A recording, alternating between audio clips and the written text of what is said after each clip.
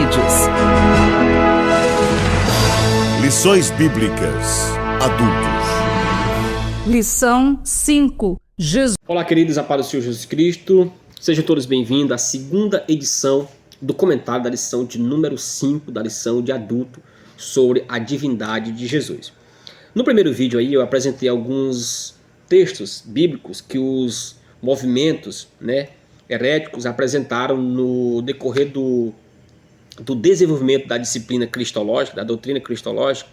Esses movimentos que tentaram, de uma certa forma, desconstruir a ideia de que Jesus é Deus, e eles usavam alguns textos para corroborar com o pensamento deles que Jesus não é Deus. Neste vídeo nós vamos refutar, a partir desses textos que eles usaram, usando esses mesmos textos e tentando interpretar à luz do grego, à luz de uma interpretação mais fidedigna, e tentar aqui provar que estes que apresentavam esse texto em nome de Ário ou o próprio Ário estavam de fato equivocados. E que também essa heresia ela acontece ou ela está viva nos dias de hoje, incorporadas aí nos TJs, a saber, os testemunhos de Jeová. Ademais, eu quero também nesse vídeo apresentar ainda mais alguns textos que corroboram com a ideia de que Jesus Cristo de fato é o próprio Deus.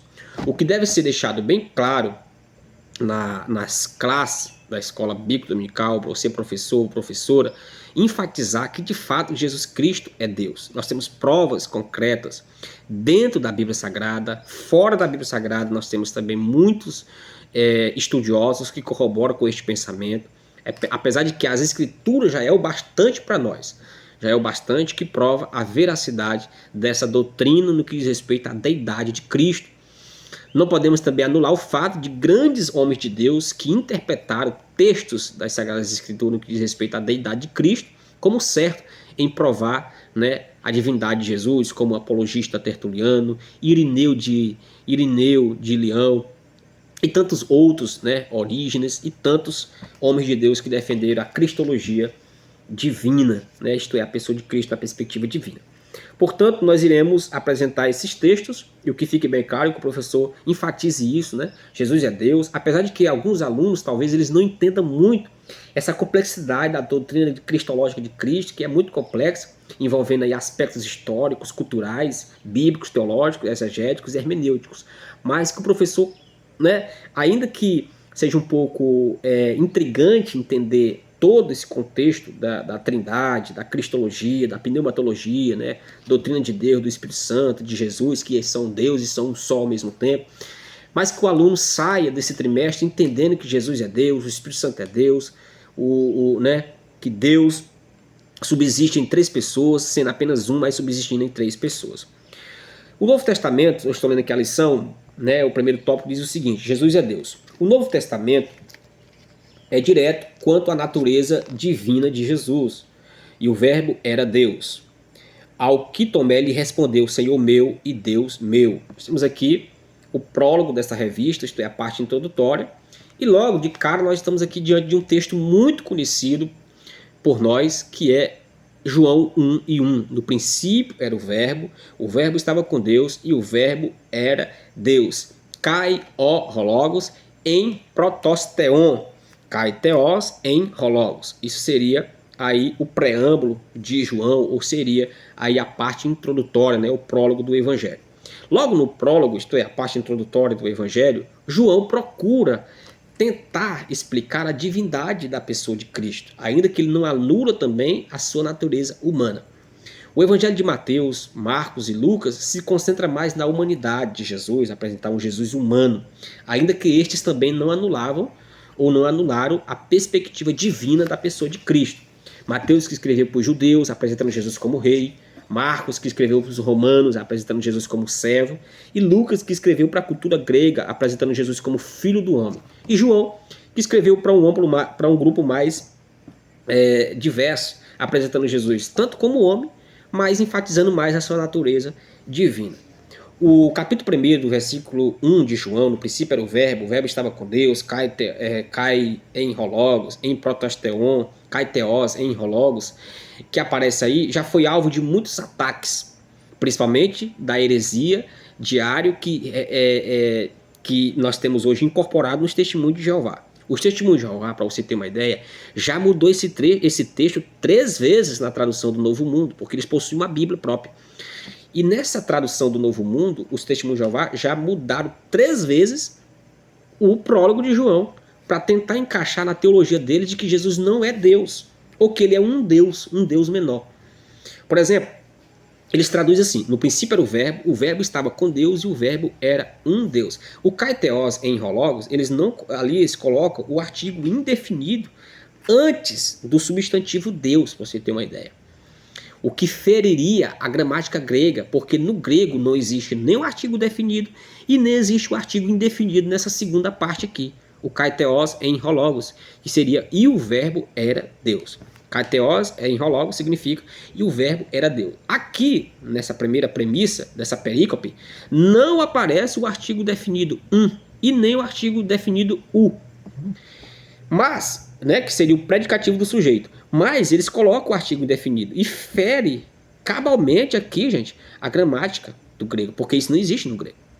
O que aparece, o artigo definido do grego, é quando se refere ao Deus Pai. Por exemplo, no kai orologo, em protosteon, aparece o artigo, antes aí, que é o rol, aparece aí este artigo antes do substantivo Deus, porque isso se aplica ao Pai, E o verbo estava com Deus, o verbo estava com Deus. Aí seria kai orologos em protesteon, que seria atribuído a Deus, Deus Pai. Aí sim aparece o artigo definido. Esse artigo ele aparece todas as vezes que vai se referir ao Deus Pai. Já no kaiteos em Hologos, o artigo definido não aparece, porque não está se referindo ao Deus Pai, mas está se referindo a Jesus, que também é o próprio Deus. Mas eles vão lá e mexem, e colocam um artigo que nem existe no original grego. Então eles ferem primeiro a gramática grega e, em segundo lugar, eles ferem um princípio bíblico. Porque se eles dizem que Jesus é um Deus, então nós temos dois deuses nos céus.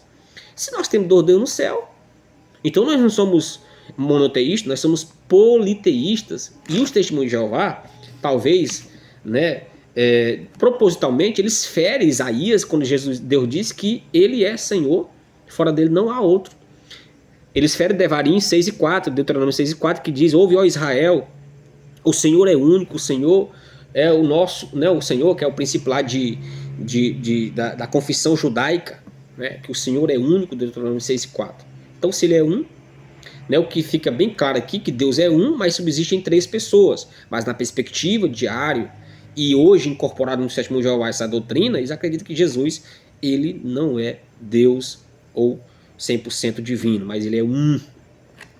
E nós teríamos um problema muito sério. Eu citei lá no primeiro vídeo textos que Ario usava para dizer que Jesus não é eterno. Ele diz que Jesus houve um tempo que ele não existiu.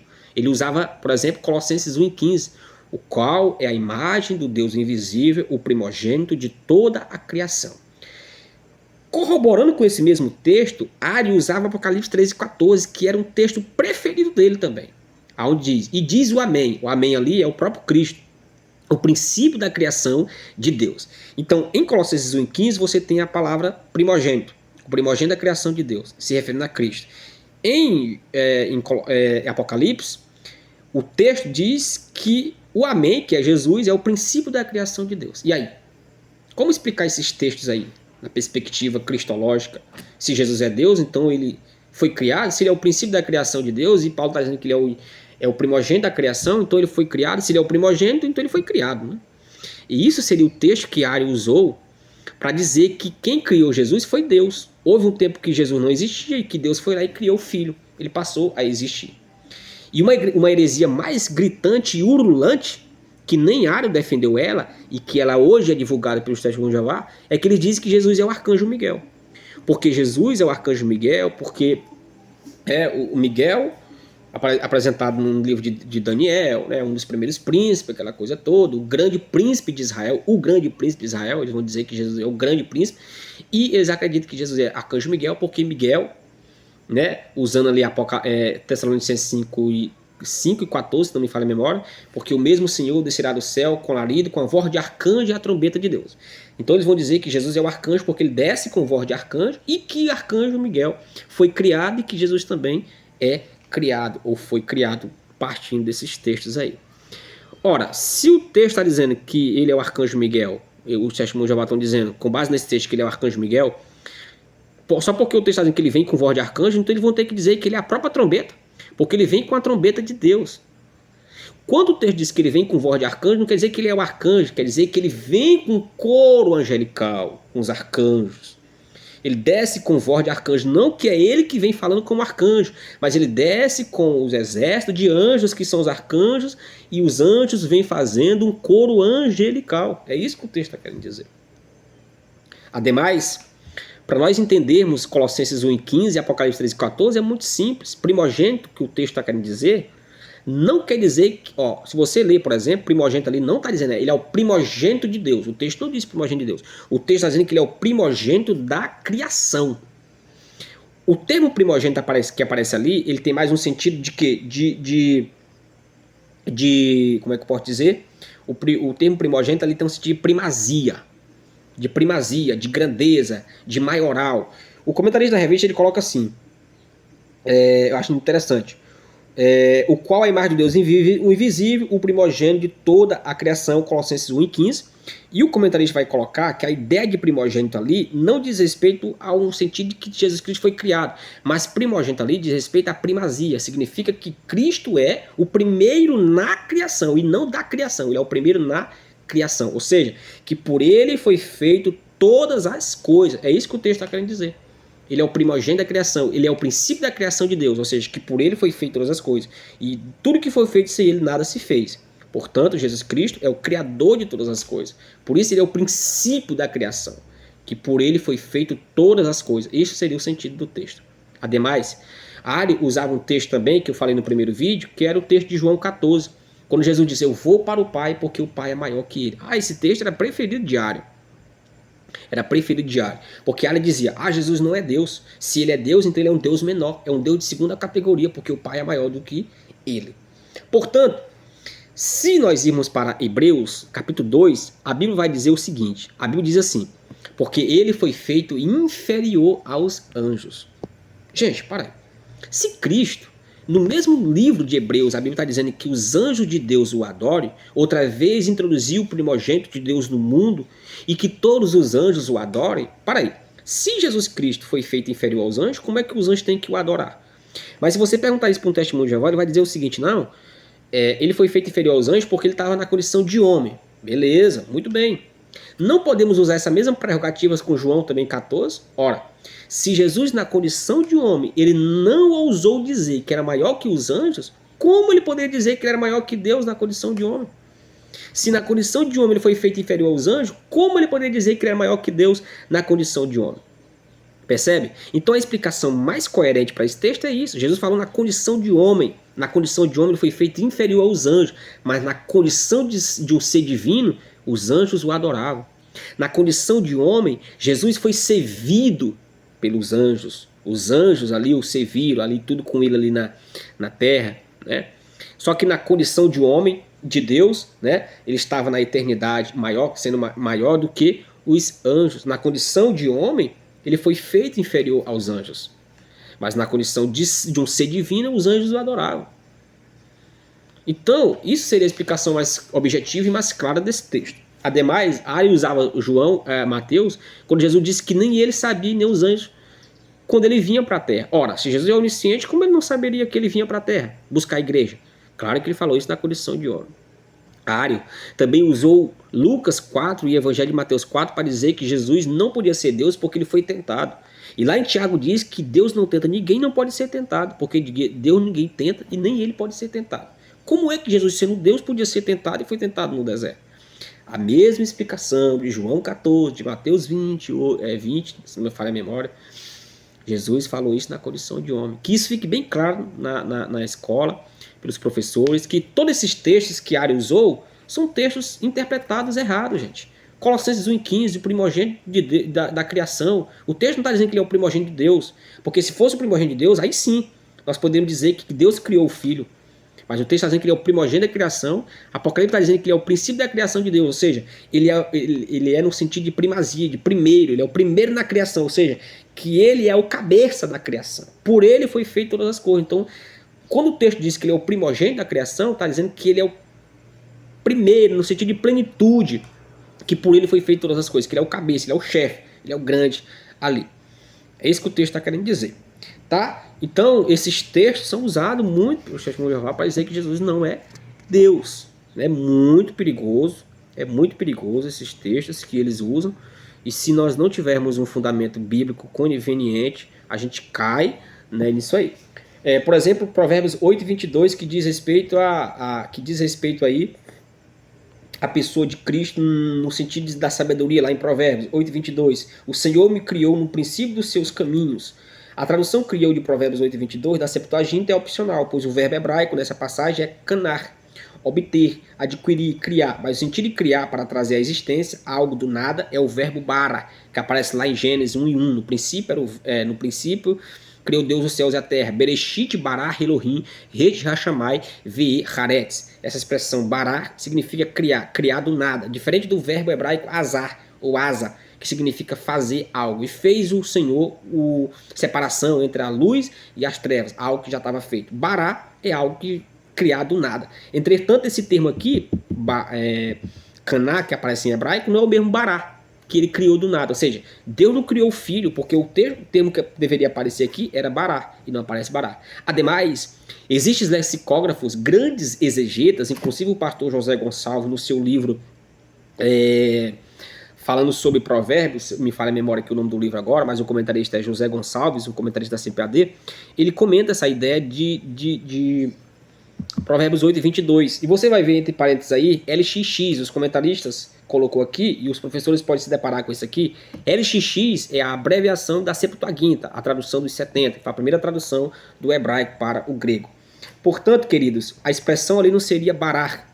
Aliás, a expressão que aparece ali não é barar, criar do nada, mas é canar, obter, adquirir, criar. Mas o sentido de criar para trazer à existência algo do nada é o verbo barar, como diz o comentarista aqui, beleza? Então, ali, de acordo com José Gonçalves, o texto de Provérbios diz respeito a gerar e não criar, que são textos totalmente diferentes. Portanto, nós estamos diante dessa realidade de textos aí que foram apresentados. Ademais, nós temos muito texto nas Sagradas Escrituras que prova que Jesus de fato é Deus. Romanos 9:5, o qual é o Deus bendito eternamente. João 14:26 diz a Bíblia que o Pai enviaria o Espírito Santo para a terra. Mas em João 16:7, quem envia o Espírito para a terra é o Filho. Em João 14, quem envia é o Pai. Mas em João 16:7, quem envia é o Filho. Logo, nós entendemos aí que ambos são Deus. Ademais, o comentarista coloca aqui uma série de textos que corroboram com a ideia de que Jesus de Cristo, de fato, ele é o próprio Deus, e os professores podem estar usando aí esses textos na lição, né? Aí na explanação da lição no domingo. Isaías 9:6, ele é o Pai da eternidade. Por que Jesus Cristo é Deus? Porque ele possui os mesmos atributos de Deus Pai. Ele possui o atributo da eternidade, porque ele é o Pai da eternidade. E um menino nos nasceu, né? E o seu nome será chamado de Emanuel, traduzido que é Deus conosco. Ele será chamado de maravilhoso, conselheiro, Deus forte, Pai da eternidade e príncipe da paz. Ora, quem disse isso foi o profeta Isaías. Ele é o Deus forte e, ademais, ele é o Pai da eternidade. Ademais, Jesus Cristo possui o atributo também aí da onipresença. Ele está em todos os lugares ao mesmo tempo. A Bíblia diz lá em Mateus 28:16, eis que eu estarei convosco até a consumação dos séculos. Estarei com vocês até a consumação dos séculos. Isso fala sobre onipresença.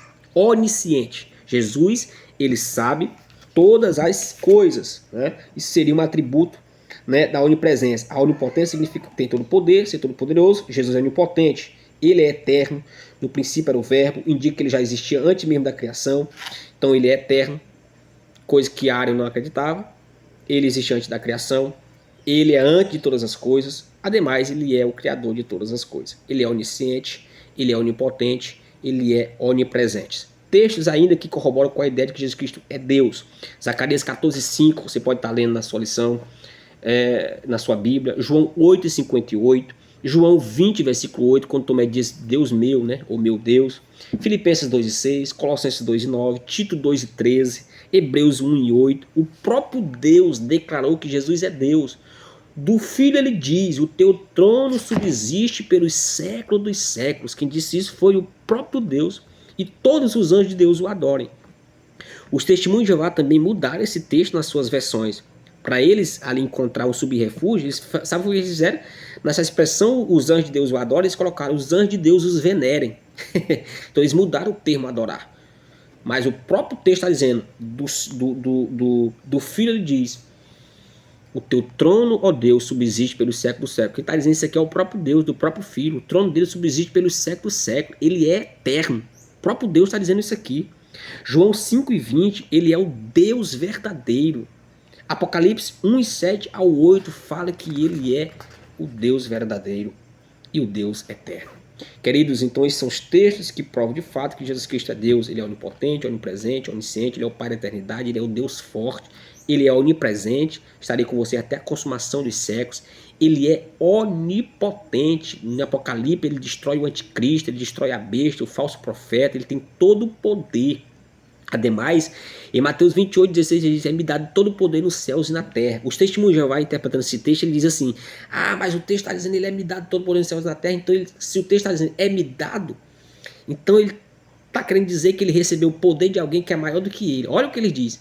Quando o texto diz assim, é-me dado, ele está dizendo assim, alguém deu poder para Jesus, alguém que era maior do que ele deu poder para ele. Se ele está dizendo, é-me dado, então alguém deu para ele. Aí eles vão dizer que é o Pai que deu poder para o Filho.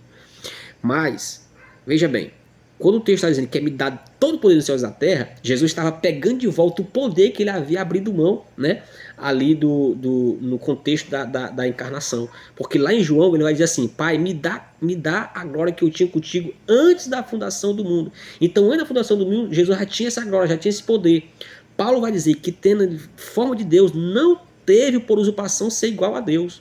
Então Paulo está dizendo, ele tinha a forma de Deus, mas não usurpou ser igual a Deus, mas aniquilou-se, a expressão grega ali é kenosis, esvaziou da sua glória, e vimos, né, e ali ele se humilhou até a morte, e a morte de cruz. Então, os testemunhos de Jeová vão dizer assim, ele está dizendo, ele dá todo o poder dos céus e da terra, foi o Pai que deu para ele. Não, o Pai retornou o poder que ele já tinha antes da fundação do mundo, ele só perdeu, entre aspas, ali no processo da encarnação. Portanto, Jesus é Deus e merece ser adorado pelos séculos dos séculos. Tomé o adorou no contexto ali da ressurreição. Tomé se prostrou e adorou o Senhor Jesus Cristo. Queridos, que o Senhor abençoe a todos em nome de Jesus e seja edificado por esta aula maravilhosa. Que Deus abençoe. Amém.